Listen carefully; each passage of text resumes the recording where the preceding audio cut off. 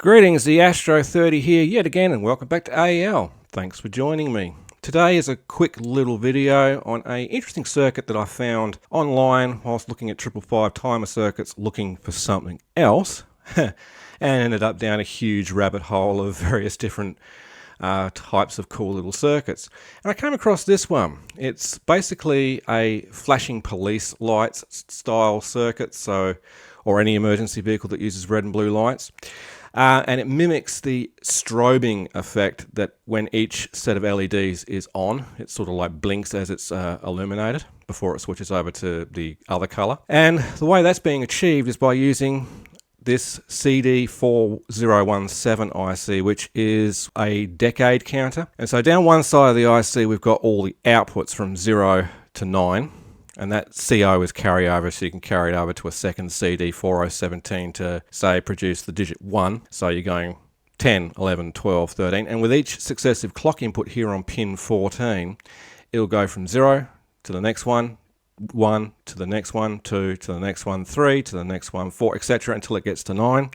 And once it gets to 9, it'll reset back on the next clock pulse back to 0. And so with these set of 6 diodes here, we're actually connecting to one diode to one output, skipping an output, connecting another diode to the next output, skipping an output, connecting the third diode together on the next output, which is then going off to this resistor here, 470 ohm, to this BC547, which when each of these diodes is conducting, this transistor will be conducting, the LED will be illuminated.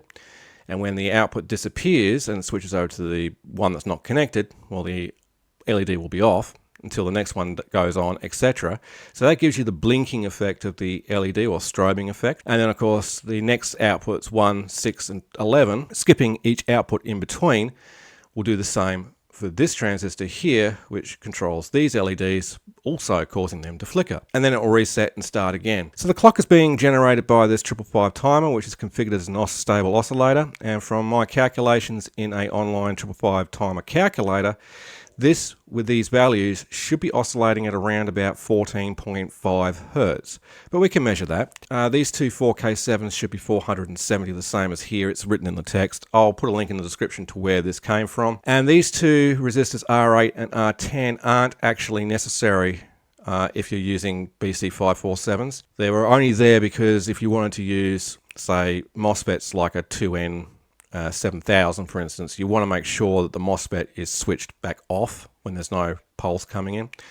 So that's the only reason why these resistors are here. They're not necessary for BJTs. So what I'm going to do is I'm going to build this up on a breadboard. I've got a small one somewhere.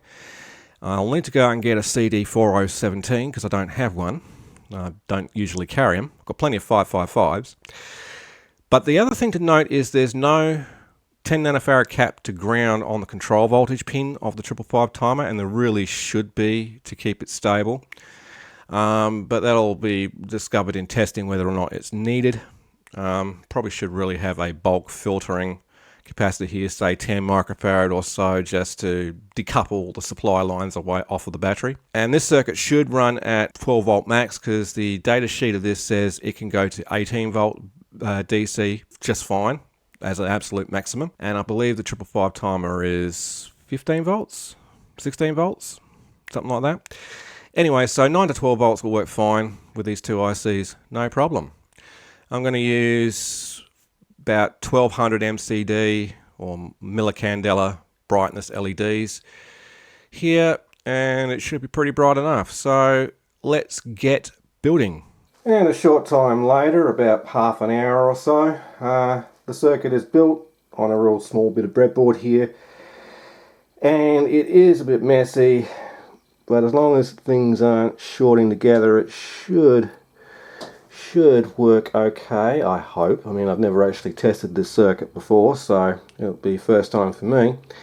Now, I've only got one set of blue and red LEDs because there just simply isn't enough room or enough holes really on the positive and negative sides to accommodate the set of 2, so I'm going with just a set of 1, which is fine. So I've got the power supply turned off, but it's set to around about 9.3 volts, so I'll turn it on.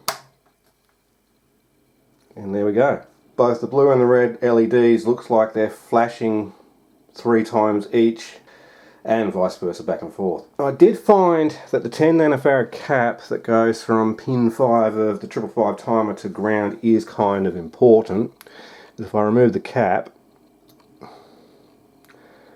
well, it's not so much needed now, because I've actually also got a 10 microfarad bulk filtering cap on the supply lines coming in, so it's getting a little bit of DC filtering.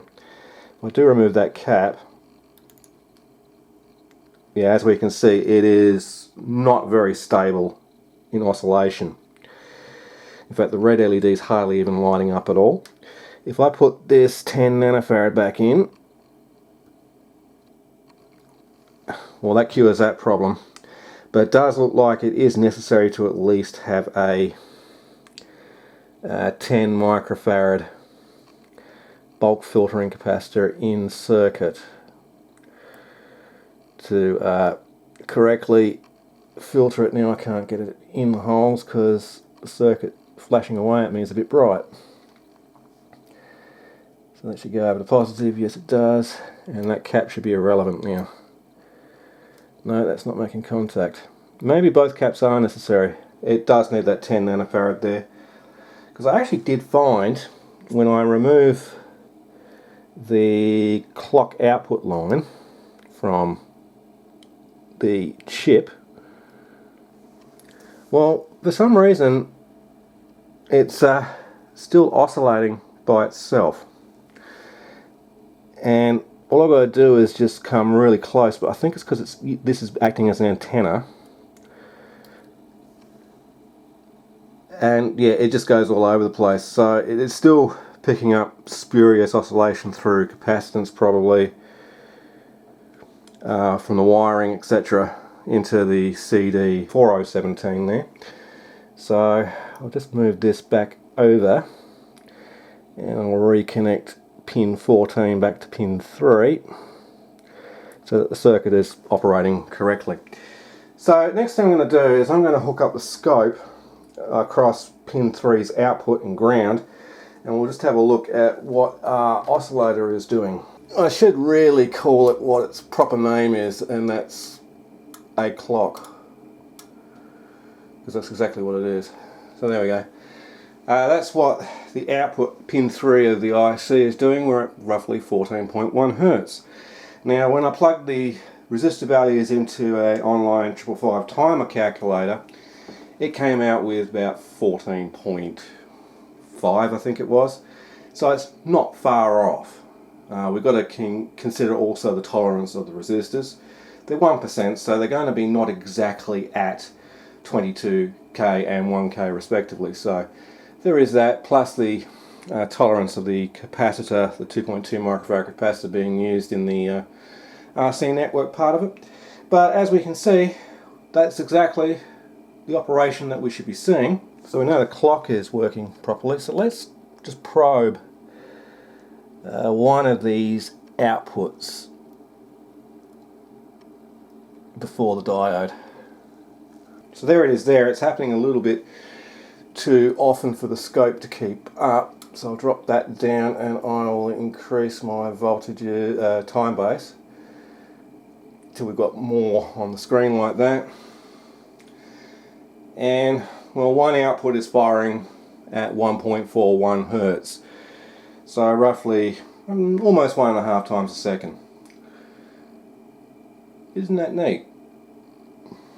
So it's a fun little project. It worked out well enough for me, and it's quite a interesting concept. Now, I've always wanted to build a flashing light police emergency vehicle type toy. That's what it's for, is toys. A unit like this which had the strobing effect of the LEDs, and I was thinking of various different ways that I could do it, which involved using another oscillator on its output being controlled by the first oscillator, so the second oscillator was like doing that. But this solution seems a lot much neater and more viable. Yeah, it takes up more board space with the exercise chip, but that's just perfectly fine. So I'm happy with the operation of that circuit, and there's not much more to do in this video with this. So I hope someone found this interesting. I'm the Astro 30, and if you enjoyed this video, please remember to go down below, like, comment and subscribe if you haven't done so already. And as always, this is the Astro 30 saying see ya, thanks for watching, have a great day.